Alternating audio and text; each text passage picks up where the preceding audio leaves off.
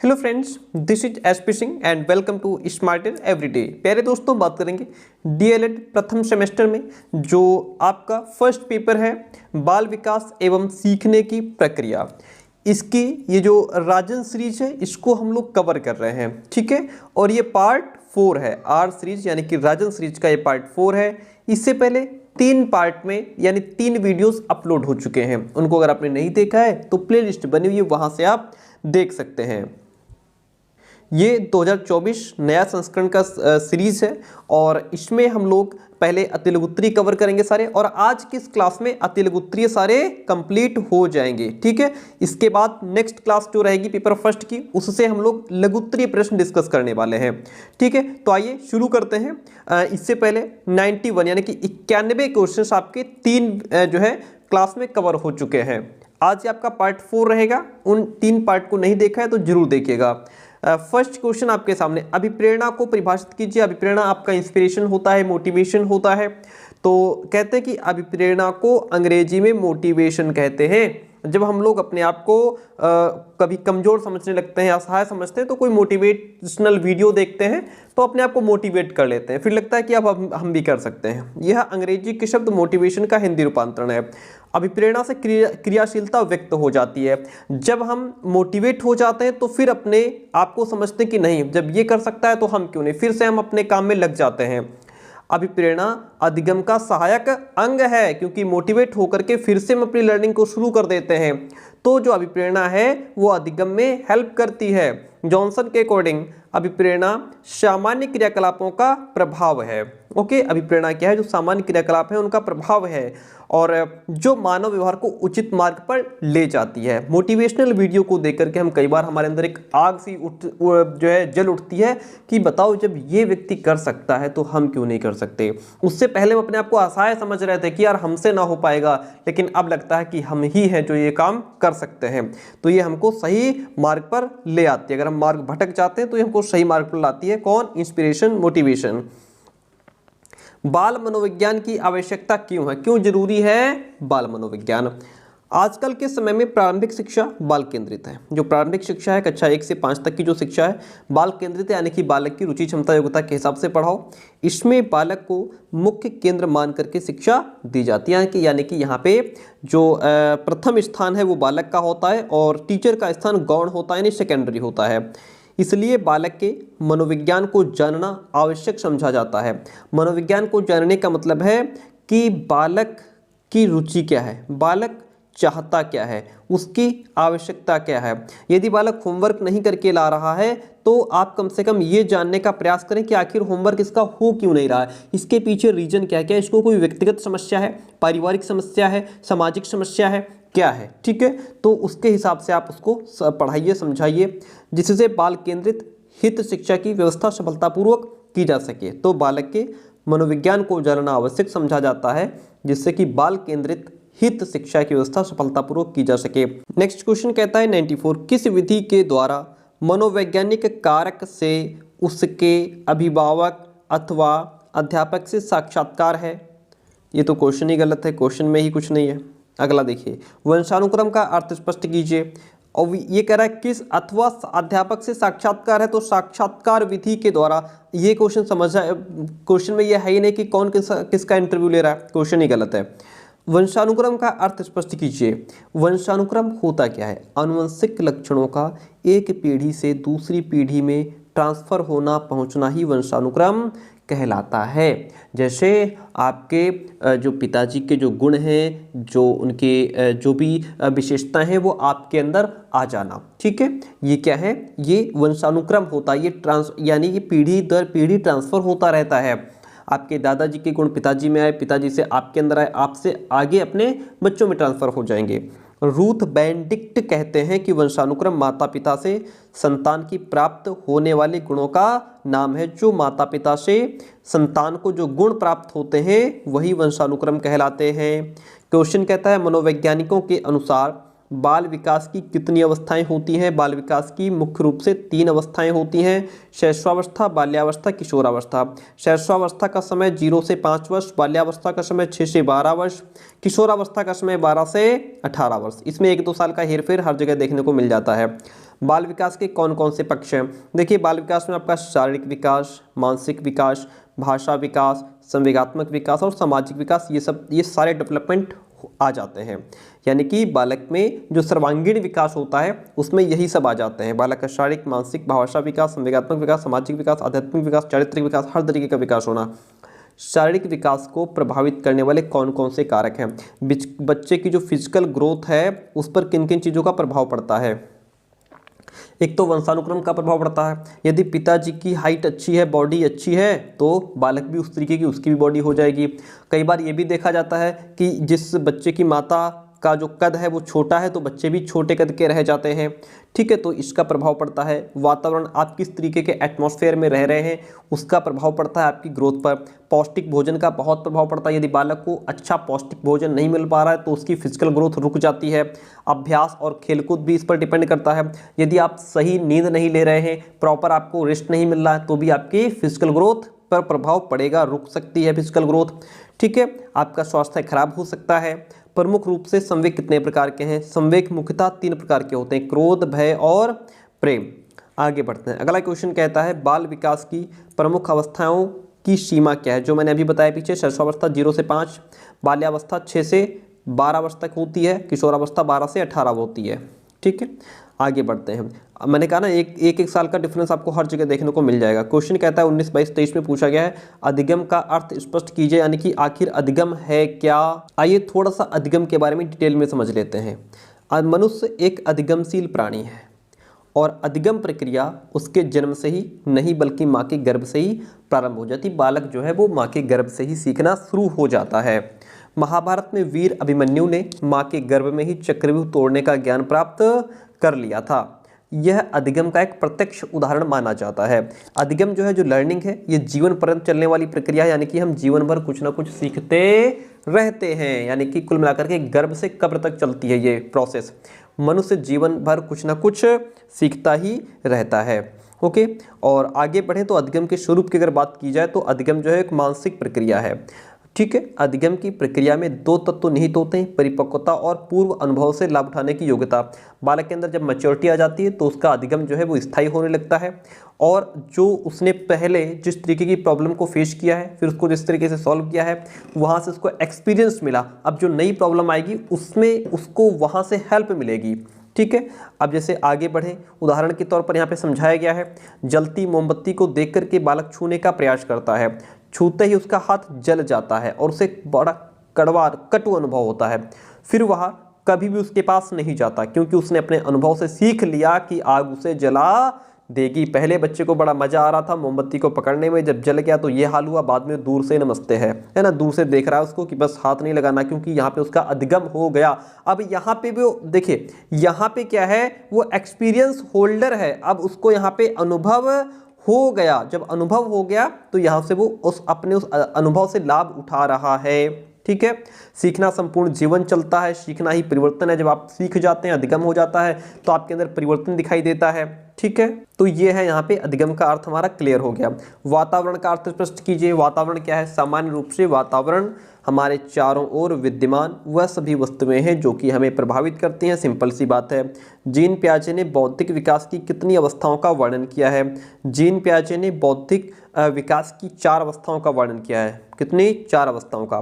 पहली इंद्रिय जनित गामक अवस्था, पूर्व संक्रियात्मक अवस्था, मूर्त संक्रियात्मक अवस्था और अमूर्त संख्यात्मक अवस्था। ठीक है, पहली अवस्था 0 से 2 वर्ष है, दूसरी 2 से 7 वर्ष है, तीसरी 7 से 11 वर्ष है, चौथी 11 से 15 वर्ष है। ये 4 अवस्थाएं इन्होंने दी हैं। आगे बढ़ते हैं। क्वेश्चन कहता है स्मृति किसे कहते हैं? सीखे हुए ध्यान को धारण करना ही स्मृति है। जो आपने अधिगम किया, अब उसको आप दिमाग में रखे हैं, अब आपको वो याद है, वही आपकी मेमोरी है। कोहलर ने सीखने का कौन सा सिद्धांत दिया? थॉर्नडाइक ने कौन सा दिया? पावलोव ने कौन सा दिया? स्किनर ने कौन सा दिया? आइए इनको विद्वत समझते हैं। इनके सिद्धांत का नाम जरूर याद रखिएगा, पूछ लेता है। थॉर्नडाइक के सिद्धांत का नाम है प्रयास व त्रुटि का सिद्धांत, यानी कि trial and error theory. Okay, Thorndike का कहना था कि पशु या मनुष्य जो है वो किसी कार्य को प्रयत्न और भूल के माध्यम से सीखता है। पहले प्रयास करता है, फिर उससे एक्सपीरियंस होता है, नेक्स्ट टाइम उस तरीके की गलती वो नहीं करता और धीरे धीरे अपने लक्ष्य तक पहुंच जाता है। यानी कि वो प्रयास करता रहता है, गलतियां करता है और फिर अपने सही स्थिति पर आ जाता है, यही अधिगम है। तो इस तरीके से जो थॉर्नडाइक है, इन्होंने बिल्ली पर प्रयोग किया था। बिल्ली को पिंजरे में बांध दिया था। बिल्ली जो है पहले उल्टा सीधा खूब उछल कूद करती है, फिर धोखे से उसका पैर जो है इस पर पड़ जाता है और दरवाज़ा खुल जाता है, उसको भोजन मिल जाता है। बाद में उसका अधिगम हो जाता है, वो सीख जाती है कि इसको दबाएंगे तो हमारा गेट खुलेगा, भोजन मिल जाएगा। तो ये क्या है, पहले वो जो है प्रयास करती है, गलतियां करती है, बाद में वो सही तरीके से सीख जाती है कि मुझे अपने लक्ष्य तक कैसे पहुंचना है। अब दूसरा जो पावलोव है, पावलोव के सिद्धांत का नाम है अनुकूलित प्रत्यावर्तन का सिद्धांत। क्या नाम है? अनुकूलित प्रत्यावर्तन का सिद्धांत। ठीक है, इसे और भी नाम दिए गए हैं, जैसे संबद्ध प्रत्यावर्तन, संबंध प्रतिक्रिया, अनुकूलित अनुक्रिया आदि कई नामों से जाना जाता है। किंतु पावलोव के द्वारा किए गए कुत्ते पर प्रयोग के उदाहरण पर आधारित सिद्धांत को शास्त्रीय अनुकूलन सिद्धांत का नाम दिया गया है। तो यहाँ पर पावलोव ने कुत्ते पर प्रयोग किया था। ठीक है, यहाँ पे उसकी 4 स्टेजेस हैं और इसके बाद फिर आगे बढ़ते हैं। नेक्स्ट सिद्धांत आता है हमारा स्किनर का। स्किनर के सिद्धांत को हम स्किनर का क्रिया प्रसूत सिद्धांत या फिर सक्रिय अनुबंधन का सिद्धांत भी इसको कहते हैं। ठीक है, क्रिया प्रसूत अनुबंधन सिद्धांत के और भी नाम है, जैसे नैमित्तिक अनुबंधन का सिद्धांत हो गया, कार्यात्मक प्रतिबद्धता का सिद्धांत हो गया, सक्रिय अनुबंधन का सिद्धांत, अभिक्रमित अनुदेशन का सिद्धांत। इतने सारे नाम है, कोई भी एक देकर के पूछ लेगा ये किसका सिद्धांत है तो आप क्या बताओगे, इसलिए सबको याद रखिए। ठीक है, तो यहाँ पे क्रिया प्रसूत अनुबंधन का सिद्धांत नाम दिया गया है इसको। स्किनर ने चूहे पर प्रयोग किया था, ध्यान दीजिएगा। थॉर्नडाइक ने बिल्ली पर प्रयोग किया था, पावलोव ने कुत्ते पर प्रयोग किया था और स्किनर ने चूहे पर प्रयोग किया था। आइए और आगे बढ़ते हैं। अगला सिद्धांत हमको मिलता है कोहलर का अंतर्दृष्टि या फिर सूझ का सिद्धांत। कोहलर कहते हैं कि हमारे दिमाग में किसी भी प्रॉब्लम का सॉल्यूशन अचानक से आ जाता है। ठीक है, चलिए आगे बढ़ते हैं। तो इन्होंने जो है इस तरीके से अपने सिद्धांत को समझाने का प्रयास किया है और इसको हमने पूरा समझाया हुआ है। कोहलर ने सुल्तान नामक चिंपैंजी पर प्रयोग किया था। आपको सारी बातें यहाँ पे क्लियर हो गई, कोहलर क्लियर हो गए। ठीक है, इन्होंने सूझ अंतर्दृष्टि का सिद्धांत दिया, चिंपैंजी यानी कि सुल्तान पर प्रयोग किया। थॉर्नडाइक क्लियर हो गए, बिल्ली पर प्रयोग किया, प्रयास व त्रुटि का सिद्धांत है। पावलोव ने कुत्ते पर प्रयोग किया, अनुबंधन का सिद्धांत है। स्किनर ने चूहे पर प्रयोग किया, क्रिया प्रसूत अनुबंधन सिद्धांत है। आइए आगे बढ़ते हैं। अवधान या ध्यान क्या है? चेतना का केंद्रीकरण ही अवधान है। चेतना यानी कि आप किसी चीज पर कंसंट्रेट कर पा रहे हैं, उसको ध्यान उस पर लगा पा रहे हैं, यही आपका अवधान है। बुद्धि परीक्षण क्या है? बुद्धि का मापन ही बुद्धि परीक्षण कहलाता है। बुद्धि को मापना बुद्धि परीक्षण कहलाता है। चिंतन क्या होता है? चिंतन मैंने आपको भी 2 तरीके से भी समझाया है। चिंतन एक मानसिक प्रक्रिया है जिसके द्वारा व्यक्ति अपनी किसी विशिष्ट या लक्ष्य केंद्रित समस्या का समाधान करता है। ठीक है, मानसिक मेंटल प्रोसेस होता है जिसके द्वारा व्यक्ति क्या करता है, अपनी किसी विशेष या फिर जो लक्ष्य होता है उस पर जो है चिंतन करके उस प्रॉब्लम से बाहर आता है। तर्क से आप क्या समझते हैं? उद्देश्यों या लक्ष्यों को मन में रख करके क्रमानुसार उसका चिंतन करना ही तर्क कहलाता है। आगे बढ़ते हैं, नेक्स्ट क्वेश्चन देखिएगा। क्वेश्चन कहता है कल्पना किसे कहते हैं? अच्छा, ये जो आप हमारा कंटेंट पीछे देख पा रहे थे अभी, जो नोट्स मैं आपको दिखा रहा था, जिससे मैं अपने नोट्स से जो मैं समझा रहा था, ये नोट्स हमारे पेड विद्यार्थियों के लिए होते हैं। पेड का मतलब होता है कि आपको उसके लिए कुछ फीस पे करनी होती है एंड 8 सब्जेक्ट के कंप्लीट नोट्स आपको प्रोवाइड कराए जाते हैं। ठीक है, जिसमें नोट्स के साथ में जो राजन सीरीज, 22 सीरीज और पवन सीरीज है, इसकी भी कंप्लीट पीडीएफ आपको दी जाती है। उसके लिए आप हमें 9628182649 इस नंबर में व्हाट्सअप मैसेज करके नोट्स की डिटेल इन्फॉर्मेशन ले सकते हैं। कल्पना किसे कहते हैं? परोक्ष वस्तुओं के संबंध में चिंतन करना ही कल्पना कहलाता है। परोक्ष का मतलब वो चीज़ें जो हमारे सामने उपस्थित नहीं है, जो हमारे सामने नहीं है, अप्रत्यक्ष हैं, उनके बारे में चिंतन करना कल्पना कहलाता है। जैसे आप किसी चीज़ के बारे में सोच रहे हो, आपके सामने नहीं लेकिन आप उसके बारे में सोच रहे हो। ठीक है, स्मृति जो एक जटिल मनोशारीरिक योग्यता होती है के अंतर्गत होने वाली 4 प्रक्रियाओं के नाम बताइए। स्मृति में क्या है? आदमी अधिगम करता है और जो अधिगम किया उसने उसको धारण करना, फिर उसको फिर से याद करना और जो चीज़ उसने पहले देखी थी यदि ये वो याद है तो उसको पहचान लेगा। आपने किसी व्यक्ति को बहुत पहले देखा था, अब कई साल बाद उसको देखा और उसको पहचान लें आप, तो यही तो आपकी स्मृति है। इसका मतलब है, अरे हम लोग कहते नहीं यार तुम्हारी याददाश्त बहुत तेज है, बताओ तब की बात तुम्हें आज भी याद है। इसका मतलब है कि ये उसको अच्छी स्मृति है वो ये, क्योंकि इसको क्या कहा गया है, ये जटिल मनोशारीरिक योग्यता होती है। ठीक है, चलिए क्रंदन, बलबलाना, हाव भाव, शब्द भंडार और बॉक्स निर्माण किस विकास अवस्था में होता है? तो ये भाषा विकास की शैशवावस्था होती है, जिसमें बालक क्रंदन करता है ना, खिलखिला करके हंसता है, बलबलाना होता है, अपने हाव भाव प्रकट करता है। ये भाषा विकास की शैशवावस्था में बालक ये सब करता है। क्वेश्चन कहता है अशिक्षित व्यक्ति बालकों के बुद्धि मापन किस परीक्षण से करते हैं? तो ये अशाब्दिक बुद्धि परीक्षण के अशाब्दिक बुद्धि परीक्षण से जो है बालकों के बुद्धि का मापन किया जाता है, क्योंकि इसमें हम बच्चे का ओरल टेस्ट भी ले लेते हैं। अच्छा, शिक्षित व्यक्ति का हम शाब्दिक तरीके से लेंगे। ठीक है, हम उससे क्वेश्चंस पेपर पे लिख करके दे देंगे। अशिक्षित व्यक्ति है, उनका आंसर लिख करके हमें दे देगा, तो उससे हम पहचान लेंगे इसके पास कितनी बुद्धि है। इस तरीके से टेस्ट किया जा सकता है। अशिक्षित व्यक्ति को अशाब्दिक बुद्धि परीक्षण और ओरली भी उसको हम क्वेश्चंस पूछ करके बुद्धि का मापन कर सकते हैं। कोहलर ने अपने व्यक्तित्व के सिद्धांत का प्रतिपादन किसके ऊपर प्रयोग करके किया? वन मानुस के द्वारा, जिसका नाम था सुल्तान यानी कि चिंपैंजी। स्टेनले हॉल ने किशोरावस्था की कौन सी अवस्था कहा है?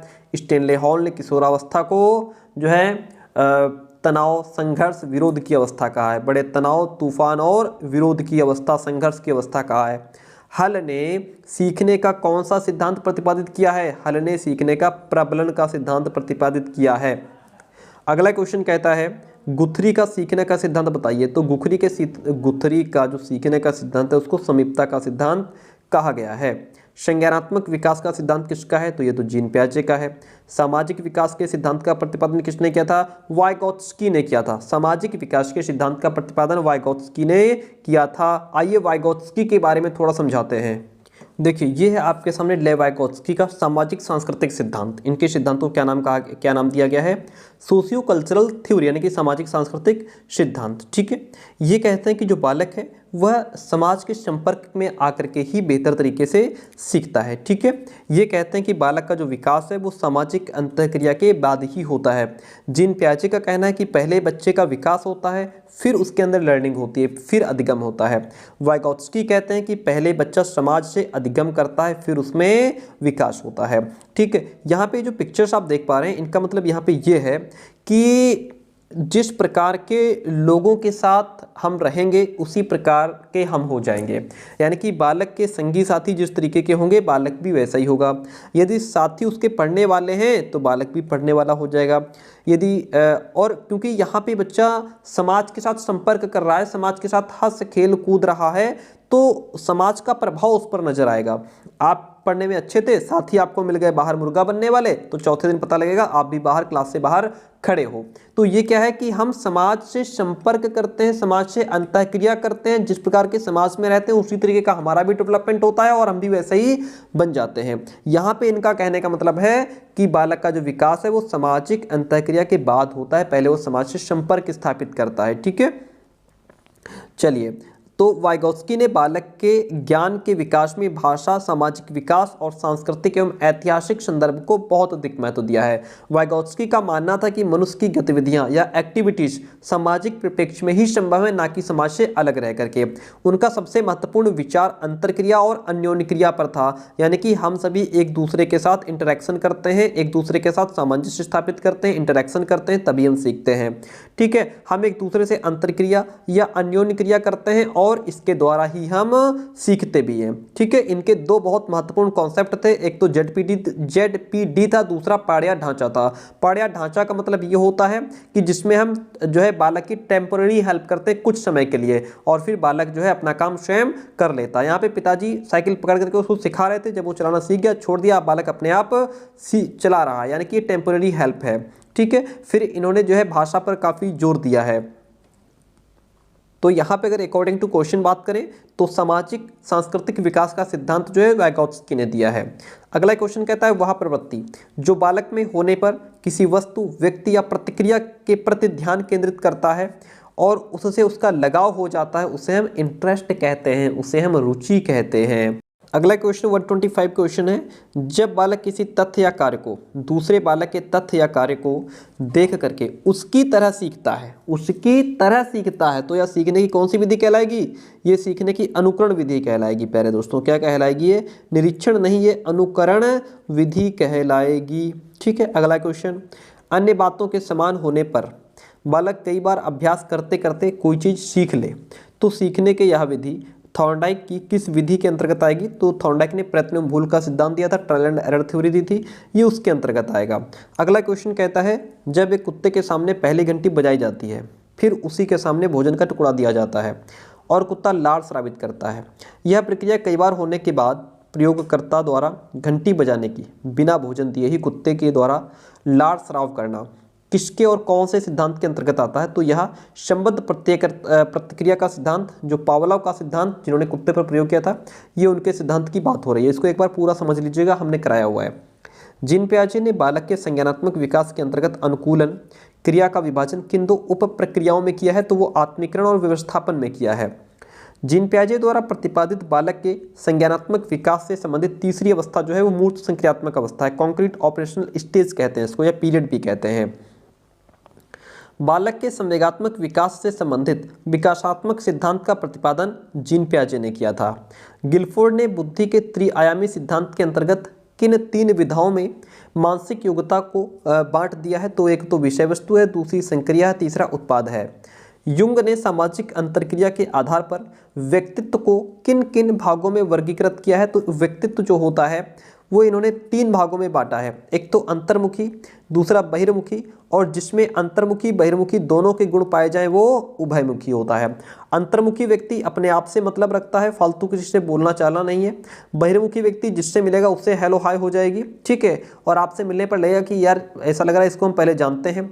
उभयमुखी के अंतर्गत ये दोनों चीज़ें आती हैं, वो जैसी कंडीशन देखता है वैसे अपने आप को बना लेता है। अगला क्वेश्चन कहता है, वह मानसिक प्रक्रिया जिसमें संगठित और व्यवस्थित रूप में चिंतन किया जाता है क्या कहलाता है? वह मानसिक प्रक्रिया जिसमें संगठित और व्यवस्थित रूपों में चिंतन किया जाता है तर्क कहते हैं उसको। बालकों की वह मनोस्थिति जिसके द्वारा वह विभिन्न परिस्थितियों में व्यक्तिगत और सामाजिक समायोजन करने में समर्थ होता है कहलाती है, तो वो मानसिक स्वास्थ्य। जो व्यक्ति मेंटली अच्छा है, जिसका मानसिक स्वास्थ्य अच्छा है, वो जो है जो प्रतिकूल परिस्थितियां हैं उनमें भी अपने आप को एडजस्ट कर लेगा। सीखने की मात्रा और समय के परस्पर संबंध को चित्रांकित करने पर जो वक्र रेखा प्राप्त होती है उसे हम सीखने का वक्र कहते हैं। यानी कि जो हमारा अधिगम का पठार होता है, जिसके माध्यम से हम ये देखते हैं कि बालक ने कितने समय में कितना सीखा। नेक्स्ट क्वेश्चन कहता है, जीन पियाजे ने बालक के संज्ञानात्मक विकास के अंतर्गत अंतिम अवस्था जो है वो औपचारिक संक्रियात्मक अवस्था को बताया है। सीखने के किस सिद्धांत के अंतर्गत व्यक्ति संपूर्ण परिस्थिति के प्रत्यक्षीकरण के आधार पर ही सीखता है? तो वो गेस्टाल्ट का सिद्धांत है। कौन सा सिद्धांत है? गेस्टाल्ट का सिद्धांत है, ठीक है। और आपको बताते चले कि जो हमारा कंटेंट है वो आपके लिए बेस्ट कंटेंट है, जिसमें आपको फुल ये जो हमारा जो फुल कंटेंट है वो तो आपको मिलता ही है, साथ में जो ये सीरीज़ है यह भी प्रोवाइड करा दी जाती है ताकि आपको बाहर पैसा खर्च ना करना पड़े। उसके लिए जो नंबर है हमारा 9628182649, इस नंबर पर व्हाट्सअप मैसेज कर सकते हैं। अगला क्वेश्चन देखिएगा, आज ये अतिलघुत्तरीय खत्म हो जाएंगे, कल से हम शुरू करेंगे अपना लघुत्तरीय प्रश्न। सिगमंड फ्रायड के द्वारा प्रतिपादित व्यक्तित्व विकास के सिद्धांत को क्या कहा जाता है? तो इसको मनोविश्लेषणात्मक सिद्धांत कहा जाता है। एक ऐसा उत्पादक चिंतन जिसमें किसी समस्या का समाधान करने के लिए गत अनुभवों को नए ढंग से संगठित या समायोजन किया जाता है, उसे क्या कहते हैं? उसे हम तर्क कहते हैं। क्या नाम देते हैं? तर्क। क्वेश्चन कहता है, बालक में पाए जाने वाले जन्मजात अभिप्रेरकों के क्या नाम है? तो बालक में जो जन्मजात अभिप्रेरक होते हैं, भूख, प्यास, नींद, है ना, और होम्योस्टेसिस होता है, तापक्रम का नियमन है, मात्रक व्यवहार है, काम है, पलायन है, युत्सा, जिज्ञासा, क्रीड़ा, हास, विनोद, ये सब जन्मजात अभिप्रेरक होते हैं जो हमें प्रकृति से पहले ही मिलते हैं। प्राप्तांक, जो किसी प्रदत्त को दो बार भागों में बांटता है उसे मध्यांक कहते हैं। अगला क्वेश्चन है आज के लास्ट दो क्वेश्चन, अधिगम धारणा, पुनः स्मरण और पहचान आदि प्रक्रियाएं किसके अंतर्गत आती हैं? ये स्मृति के अंतर्गत आती हैं। क्वेश्चन कहता है 143, संतुलन को कोई एक उदाहरण देकर के समझाइए। भौतिक विज्ञान में संतुलन से अभिप्राय गतिहीनता से है। गति अनुपस्थिति बताता है, जबकि भौतिक विज्ञान में वह स्वयं गति की अनुपस्थिति। ये क्या कह रहा है? गलत है आंसर यहाँ पे, ये आंसर आपका गलत है। ठीक है, बिल्कुल गलत है आंसर। इसका आंसर हम बताते हैं क्या होगा। संतुलन क्या है? देखिए हमारे जीवन में, या यूँ कहें कि व्यक्ति के जीवन में, दिन में भी हम कह सकते हैं कि दिन में हमारे सामने अनेक प्रकार की परिस्थितियाँ हमारे सामने आती हैं, और वो परिस्थितियाँ अनुकूल भी होती हैं, प्रतिकूल भी होती हैं। ठीक है, जिनका सामना हमें करना पड़ता है। उसमें कुछ लोग प्रतिकूल परिस्थितियों का सामना करने में सफल हो जाते हैं, और कुछ लोग असफल होकर के अपना मानसिक संतुलन खो देते हैं।